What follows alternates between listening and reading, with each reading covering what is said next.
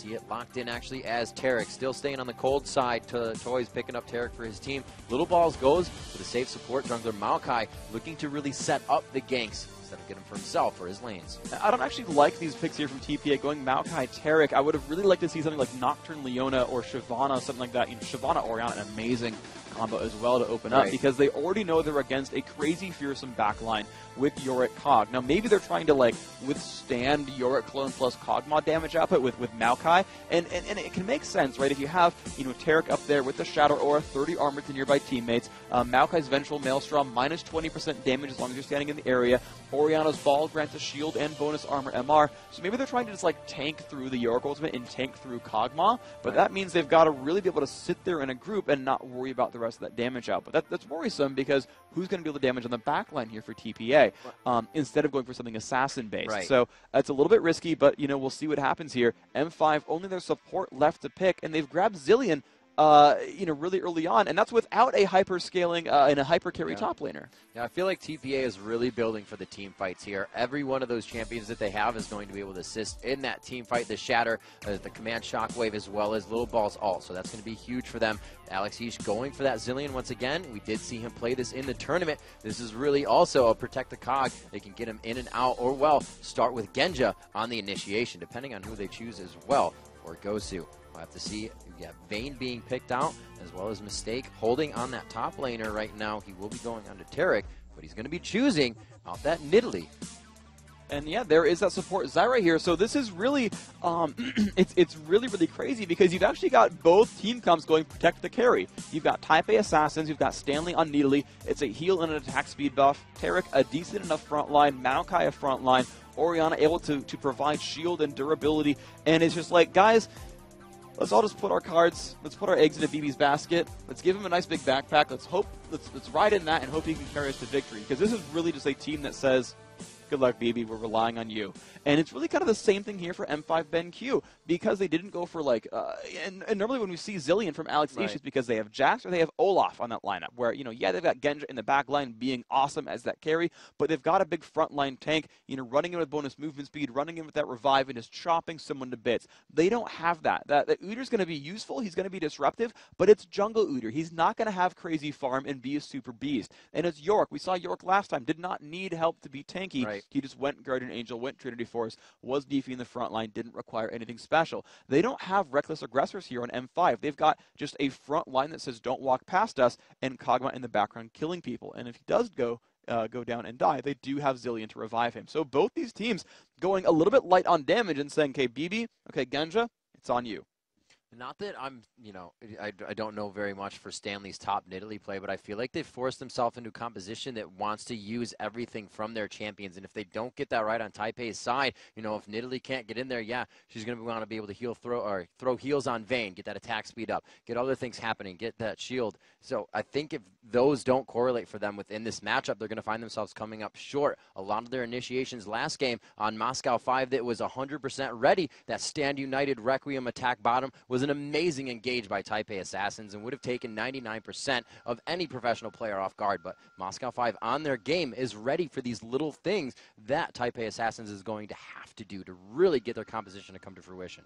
And so here we are. The game is started. Let's get ready for Game 2 of these semifinals. This is do or die for Type A Assassins. You see them on your screen. They are down 0-1. The Galen Center getting prepared for the World Finals to take place on Saturday. Moscow 5 BenQ. They are one game away from qualifying themselves for that grand final. It's 1-0 in this best of 3. They are winning in this matchup. M5 wants this. TPA needs this to stay alive.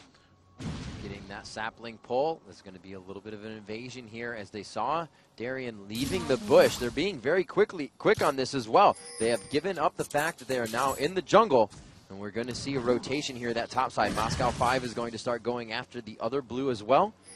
TPA is going back, though. Freak, this could completely be a strategy where they push that in there, and then they're going to be waiting for this fight. However, they don't know how many members are on the other side, so they're really walking into danger here. Oh, they got spotted. I mean, their opening play was really cool. Use saplings, use traps, put some wards down. Make sure you keep track of the opposition. They know their level 1 is so much stronger. And they've got the stun on the Gosu Pepper. Gosu not looking good, and this may be the first blood coming out, and BB comes up strong. A full assist to the rest of the team. He's not even going to bother casting the passive. Finally shoots it out at the end. No kill there. Great moves by TP. I'm surprised they picked that up, though, because they got spotted by Zillion on the way through mid. Ghosty should have known they were coming across right there, but still a great initiation coming out overall. And, I'm looking at this roster, and yeah, it took like one flash to make that happen. I mean, really, really good opening. TPA off in the driver's seat. They did give that 400 gold to BB, but the one thing to remember is he has not spent that gold yet. BB does not have that gold in his he has the gold in his pockets, but not on his character. So that level 1 fight, that top lane's still going to be just the same as always. Farming help coming in. They're trying to get the junglers through as fast as possible. You do see the smite is down onto Diamond, and he holds his smite on Little Ball, so he's going to be looking to get around the jungle and get out quite quickly. With that assist, it's going to help him get those items that he needs to keep scaling, into this game. Looks like we do have boots pots going on to Gozu. He blew one of those as he went down, so that lane is going to be aggressive, but they're going to be looking for fast kills and then to get back out. Freak, they have no vision to be safe in that lane. 2 minutes and 30 seconds in, another invasion coming in here. The red buff dot, or the dot, is still there for Diamond. He can see that they're taking this because the skull is still on the map for him. He looks to go in. He will not be able to get it. It goes to Maokai, and they're going to be forced. No, actually, Little Balls, or he did get that, sorry. Diamond does pick up his red buff. They take out Mistake in this situation. Alex coming up with a kill for himself. Genja forcing himself into this fight, flashing over the wall. And Vivi could pick himself up a kill here. Beautiful shield coming from Orianna. And that makes it 3-1 overall. These invasions so strong from TPA. We said they had a better level 1 team. They're happy to invade, and they're just pushing for it. I'm so actually surprised that M5 said, you know what, yeah, let's keep fighting you at level 1. Let's please put ourselves in these terrible situations. We're about to get picked off. And that was brutal overall. So much damage dealt back onto them. Poor Ghosty Pepper still not even level 2. The rank 1 Stranglethorns is nice, but not putting out a lot of punishment overall. That was pretty risky. This opening for TPA so good. Very scary. BB now 2-0-1 as Vayne this early in the game. Vayne is a late game carry, but will still put out the pain if given the chance to do so within these early levels. Only 4 minutes into the game, Gosu trying to throw out the harassment. They know they don't have too much control over that lane, as I said before, with the wards, so they're really trying to push these guys out of lane as much as possible. So if there is a gank, they're not affected by it as much. Zillion, Alex Ish playing the role for everybody on his team, and really everybody is assisting each other right now.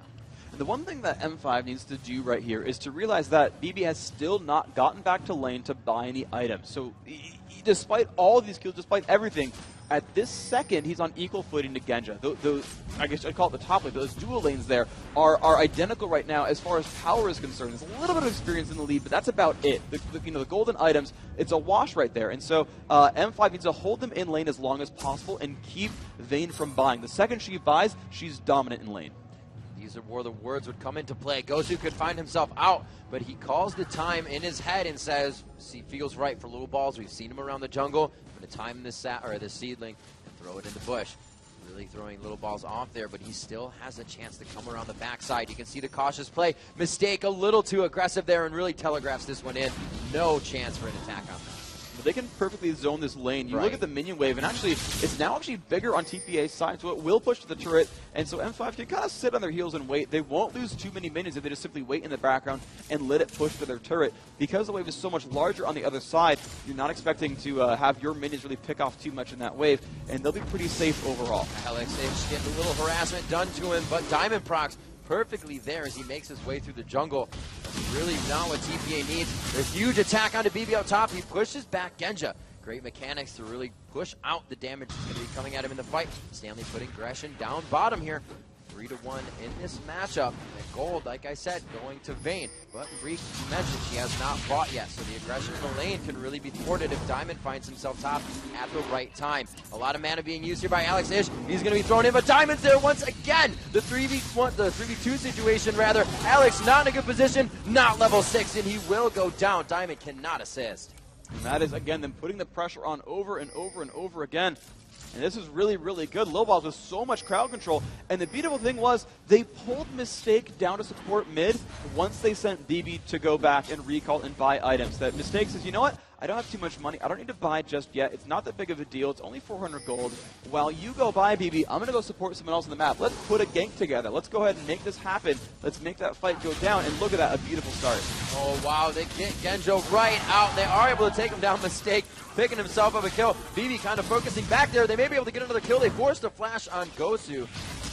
That's going to be quite big for them. This lane can now continuously be aggressive, Freak.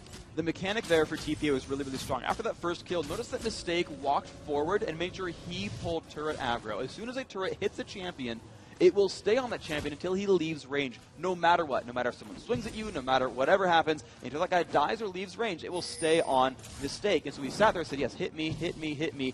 He, and Ghost Pepper knew he had to flash to escape that because Vayne would have kept stutter stepping, walking over and swinging, walking and swinging, walking and swinging. He was 3 hits from getting the kill, forced the flash. At that point, there was too much pressure required. He got out. Stanley going aggressive on Darian here. You can see the sustain coming into play a bit as they damage trade equally. You can see just how confident Taipei Assassins is right now with a few of their purchases. Quick Chalice buys going in both lanes of Stanley as well as Toys. The Boots of Mobility onto Maokai as well. Little Ball's trying to get these ganks to happen more often and get them to happen in favor of his teammates. He's been doing a great job. Right now he has 4 assists. And like I said at the beginning, Freak, when you grab Maokai, it's going to be to set those lanes up for the ganks. You're grabbing all the extra gold. Exactly. It's very ironic that when you pick a tanky jungler like Maokai, they're actually called aggressive junglers because they show up for ganks and they fight champions a lot. And they transition into tanks late game. He's so happy to get that gold, of course, because it gets his gold generation items really quickly. And actually, instead of that, he's continuing to play aggressive. He's actually going Boots of Mobility early on instead and using that for further gank potential. Now to go through these builds some more, you're seeing kind of a sustained war there. Stanley going Chalice. Oh, here's comes Simon. Toys is on. They are going to lock him down. Command Shockwave comes out. They get a little bomb damage there. The blue buff is going to keep Toys on the aggressive. He's going to be able to throw out a few more auto attacks. Each one scaling with a bit more damage. The Ping's top lane is they have Taric off to the side of it. Stanley trying to heal himself up in that bottom lane bush. Continuously pushing that lane. 63-52. The matchup still in anybody's favor there. Nobody really has the upper hand. They both have pretty good regen going down for themselves right now. And you can see him really no mana still staying in that lane. Top lane still being aggressed quite a bit as the junglers both leaving their red buffs right now. Could see a little bit aggression towards that top lane. The wards are down for both teams here as they start to really figure out that the abilities are up. Everybody's starting to get their ultimates, Freak. The team fights are going to start to come to fruition a little bit here. Yeah, I think, and then one big thing here for Stanley is he's actually got Summoner Teleport overall, so he'll be able to show up to those fights much more frequently. I think TPA definitely wants to keep moving in and put that pressure on because they want to keep the aggression going. They've got enough of an advantage. They can actually keep pushing that advantage. Vayne is such a good duelist. We talked about that in the post-game to Game 1, where Vayne was able to go on and do whatever she wanted and just simply be that queen duelist. And so they want to keep putting her in fights where she can win. They want to keep putting Toys in those battles as well. He's got enough mana regen. He's got good enough cooldowns that he will keep putting pressure on the map as well. The overall team fight here, 10 minutes into the game, is just better for TPA. I think M5 would love to let this kind of sit down and, just let turrets take a bit of damage and just let that, fight equal out.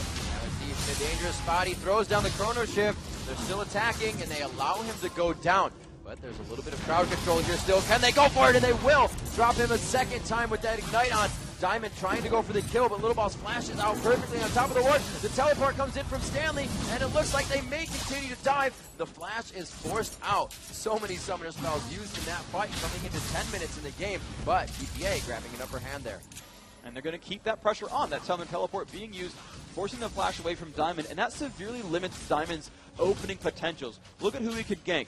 Trying to gank Nidalee, she can pounce away. You try to gank Orianna, she's got that command dissonance, and there's not enough crowd control from Alex Ish on Zillion to make her stop down either. You try to gank for BB, he's got condemned. There is really no opening for Diamond without flash. These solo lanes, or really every lane for Taipei Assassins, is safe from Uyghur's pressures. And so they're going to be happy to keep scaling through this game and keep putting pressure on their lanes. Look at the minion count differences. 93 to 59, 83 to 53, 86 to 74. Even Nidalee's winning her solo lane without any aggression from other sides. Freak, I gotta hand it to BB right now. He is connecting so many third silver bolts and just keeping Genjin down in health. Always about 10% HP. Rolling into the turret to take one shot and back out. The mechanics of BB right now are completely winning that lane. Stanley definitively winning his bottom lane, but now allowing Darien to farm. We've said, don't focus Darien top. We have to free up little balls. That's not where you want to be. Darien, very much like Wicked, can be beat the entire game and still come back to be a formidable opponent towards that late game. So we'll have to see what he can do now with his turret being the first to fall, Freak. Well, it doesn't really help him very much with that turret down. Of course, Darien now has actually even more avenues of getting jumped upon. But the thing is, TPA, they don't really want to get Stanley fed. They don't really want to shut down Darien. So even though he's available, it's not really the best place to go. Dropping out a turret up top. A lot of focus from Moscow 5 as they know they're losing turrets. They get themselves golden experience to trade that one off after a 2-turret loss. We're going to be focusing towards mid here. The pings are going down. It actually comes from their own team. TPA is just saying, I think you guys are pretty safe up there. We got vision of Moscow 5 in mid. And you can see BB taking some extra shots. These guys are just really playing a calm game. And this is really, the kind of play that M5 needs to make, because, they know that those outer turrets will go down regardless, because they know they've got absolutely no map control right now, and TPA will eventually kill those turrets regardless. So what they want to do is say, you know what, you'll kill them, I get it. While you're doing that, we're just going to set up Dragon Takes, because, when you're down 4,000 gold, 4,000 gold means a lot when everyone's got like 10k. It's a very, very big margin, and absolutely TPA is very far ahead right now. But if everyone has 20,000 gold, or 30,000 gold, or 40,000 gold, then 4,000 gold means a lot less. And they want to reach that kind of situation. So, yes, they'll trade 1,000 gold for 1,000 gold. They'll, kind of get in these fights that aren't champion versus champion.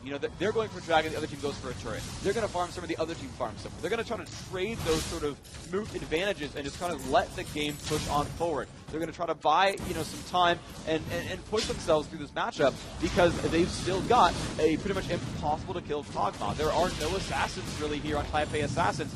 You're seeing a safe build from Stanley. He's got Wriggles and a Chalice. He's not like rushing Trinity Force. He's not looking to chunk someone out with a Death Cap or go for against his Rage Blade. He's simply there to be a really annoying sort of force in the mid lane, or sorry, annoying force in his bottom lane, kind of mess with Darien, and just kind of toss heals to BB and let him scale. So it's really up to M5 to farm out their solos, get tanks in the way, and then let Genja get some gold. So Taipei Assassins super bringing out their suffocation strategy right here. If you guys want to rewatch this, tell your friends. This is exactly how it's done. Moscow 5, a definitive game last time. They really come out huge. Everything was crumbling in their favor. The kills from TPA, like we said, the Stand United and Requiem down bottom last game, those were all going in favor of Moscow 5, those little instances. TPA is creating all of these for themselves this game. They destroy top lane. They leave BB now to run. They destroy mid lane, and now suffocating that bottom lane because they knew Darien was going to be down there to farm a broken down turret. So these guys are completely controlling the map. Like Moscow 5 usually does, they get to a lane as soon as it's ready to be pushed. They don't give the other team time to rotate over, and we can see Moscow 5 right along the base of their own entrance, just running back and forth, trying to find where TPA is going to play cat and mouse. And what's happening right here, though, is M5 is completely stagnating pushes on those secondary turrets. Like we just said, M5 knows their outer turrets will fall down, but they know that middle turrets are much harder to go for. And of course, as I say that, TPA is about to kill a secondary turret here. But you saw them kind of get forced. There we go. Yeah, so they push them back, right? These secondary turrets are hard to kill. They're deep in enemy territory. It's much easier to bring reinforcements around. It's very hard to take them out without getting pressured. And so you're seeing that over and over where M5 is able to defend this kind of situation. Now TPA is harassing. They're putting some damage down, but they're not killing them off. And while this is happening, you can just see at this top lane, Genja is just left alone, farming and farming and farming and trying to catch up in this game. Now, certainly nowhere near the kind of gold that Vayne has on BB, but again, their strategy is protect the X, protect the Kog'Maw, and get him to late game, and when he finally reaches that, that's where M5 is going to shine. They just need to wait another 10 minutes. 3 members of Moscow 5 with 129 minions, actually. All of them the highest in the game right now as they tie each other for that score. Really, nobody's trying to farm it out. Finally, BB breaking that one down, goes up to 100 and plus 30. 6-1 at 15 minutes into the game. 22,000 to 17,000 gold. We can just see who has accrued the most, and that goes to 56,000 on BB. Vayne being very strong. The dazzle onto Darien, and they're really just trying to get shots onto this turret. Now firing onto Darren Freak. The pressure is here in each lane, and they're really spreading themselves thin, but making it work. This is exactly what TPA needs to do. Is again, they know their mid game is so much stronger. They will just keep pushing for turrets. This is exactly what they want, and you'll see them keep cycling through. And they've sent Needly and Orianna as the solos because they're kind of the most safe. They've got the most mobility. They can heal themselves. They can pounce away or crowd control the opponents. They're going to keep sitting in those situations. Lowball's actually here to bait a counter engage, sitting in that rush for a little while, trying to see if they would jump on BB and mistake. But that's not going to be the case. They're just simply pushing for turrets as hard as possible over and over and over. And again, because M5 wants to stall, TPA wants to close this out. They will simply, no matter how hard it is to do, they are just going to keep pushing because that's the only thing they've got left to do. Now, Freak, coming into this portion of the game, however, we see that Moscow 5 is forced out of a lot of these fights. It seems in or out of the jungle, TPA is bringing a stronger team right now. And this is just because a lot of it is honestly gold-based, that their level 1 team is strong. This is kind of what happens when you bring an early game focused team, and like you'll really have with Tarek Maokai and such, and you're not so much with York, who's got really terrible at level 1, is they just want to go for pressure early on, make those fights happen, and they actually made those fights happen. That's really the thing for an early game team, is you've got to actually fight to do it. Stanley very low on mana, initiating too hard here. His team is really split between left and right. Toys taking a bit of damage there, but they get the damage onto Gosu and Alex. They've done a great job at just taking those cooldowns. Stanley was really caught out of position there, but Moscow 5 knew they didn't have the engage. TPA was forced to run back and forth and make sure he could get out alive. You see Alex each running away, blinking as Genja farms that bottom lane. It's still 154 minions for BB to 122 for Genja. Very much different game for the AD carry here. And this is absolutely going to have to be a game where Moscow 5 adapts to the carry. Yeah, and they've got to just shut down BB, absolutely. It's going to be hard to do it, but that's what they've got to go for here. And you're just going to see it be so difficult because TPA are going to be reserved. They're going to be smart about their movements. You're seeing Stanley once again running to that top lane. Now, they don't have a Shen like they had, but they've got a Summoner Teleport, which is just as good. He will shove around that top lane, be very hard to catch with Pounce, with Wriggles, putting extra wards down to make sure he's not watched. And he's just really, really controlling the sort of map movements of his opponents. He's going to get nice and farmed. He's going to keep his gold going up. M5 completely controlling Dragons here. This is how they're going to keep their gold up in this game as they try to stall it out and push forward. But you're just going to see constant pressure. These turrets still able to fall. They're finally going to look for their 6th here as Stanley continues to shove this top lane. And now he's finally transitioning into an actual fighter. He's got that Phage, the Trinity Force finally coming up next. He went for Chalice Wriggles just to be a sustained monster and to really mess with any counter pushes here. But that's going to be the gameplay, is just pushes. BB's going to pick up gold on the back of that. Even though they've been splitting up and pushing constantly, he's still up there in minions. But I mean, look at the gap now. It's 132 to 158. Genja is catching up. That's exactly what M5 wanted, is Genja. He's got to get closer and closer on those items. He's got Phantom Dancer, but he needs Zerk Greaves. He needs Infinity Edge. Going after Alex. He does not have his ultimate up. Stanley able to take him down, but this is going to be the fight between Stanley and Diamond, rather. Too much speed coming from Nidalee, the escape artist, in that Cougar form. And we're going to have to see if they go for this now. TPA trying to force down onto the Baron. It looks like it will be. There's Darian just on the other side, about to throw a ghoul over, but it's not going to be enough. Do they pursue him? No. They looked like they were going to be the side of the wall for another twisted advance attack. Stanley finds no mana for him, though, but it's not going to be any cost for him in that form. Continues the pressure on, gets as much as he can, and really, Freak, what they're doing right now is just keeping Moscow 5 out of their lanes, allowing a little bit of push here, and great job by Stanley for not allowing Darian to back.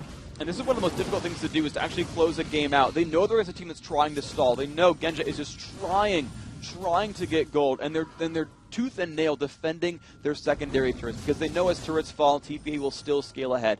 No matter how much that Kog'Maw farms, they know if every turret is 150 gold to everyone on the team, they know that Dragon's 190, Baron's 250. If they can keep picking up those margins, they will keep scaling themselves forward. They will absolutely, push themselves farther and farther ahead, and so they're trying to keep these advantages together. And with no one getting caught out too much on M5, they're stopping those pushes. But Stanley making a big play, actually pushes out Alex Ish, actually makes a 5-on-4 happen, and then baits the rest of the team top lane. TPA actually created openings on the map. They've finally given themselves these windows to take major advantages and push on through more. Oh, Genja taking so much damage from Stanley, but he's able to trade it back here. He may have enough mana to get this. That W is still on. Throws out the living artillery, but here goes BB. Slams him against the wall. The Yorick ulti is on, so he will come back to life, but he's instantly brought back down again. trying to stay in this fight. It is going to be Diamond Prox going down. A huge initiation for BB, and he finally falls. The shutdown going to Darian in this fight. Alex East's Chrono Shift is down. Darian there to keep that pressure on. Gosu can lock them down to the turret. Stanley gets out of that, and it's just huge pressure from Taipei Assassins right now. Darian is, however, able to clean up a few kills for his team. It's now 3-3, or 4-3 now. Finally, the last auto attack and double kill for Toys. The ace on the Moscow 5. He almost killed Lil Boss by running a freaking bomb into him. But they did survive that one overall. This turret low enough they could backdoor it. Toys, yep, there's the shield. Says Lil Boss, come on, dude, thank you. She almost died to the turret as a result there.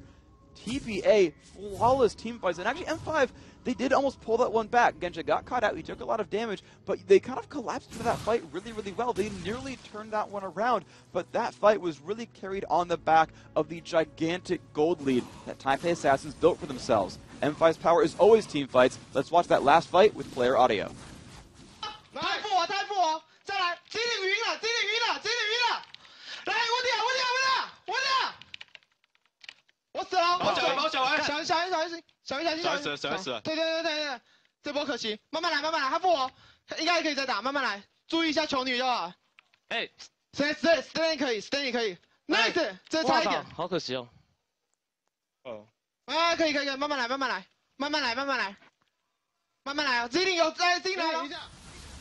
Absolutely amazing. You can see Mistake on the front line of those calls right there with the rest of his team.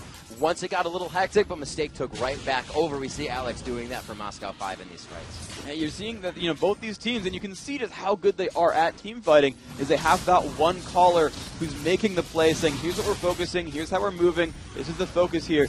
And again, I want to reiterate, I've heard so many teams on their comms just incredibly hectic, everyone barking out orders. That one captain there making the calls. I mean, this is a looking like a game 3 coming up in the semifinals. Honestly, now we're at the 4 best teams in the world. Neither of these teams had lost a map up until this point here in this tournament. Looks like they're going to trade 1-1 as this game moves forward. And I mean, these are just top caliber teams, and they're relying on that one captain to make those plays. And it's just interesting to see how do top teams differ? M5, amazing team fighting. TPA here, clearly amazing team fighting and great plays as well. And it's that captain role that seems to be a really big difference. Freak, with how the game went last time, Moscow 5 was so in the driver's seat. I pointed out that, Taipei Assassins kind of had a composition that relied a lot on itself. But each lane fended for itself. That composition of reliance is totally out the window. They can all do what they want, and their team composition has become that much stronger, allowing BB to run by himself.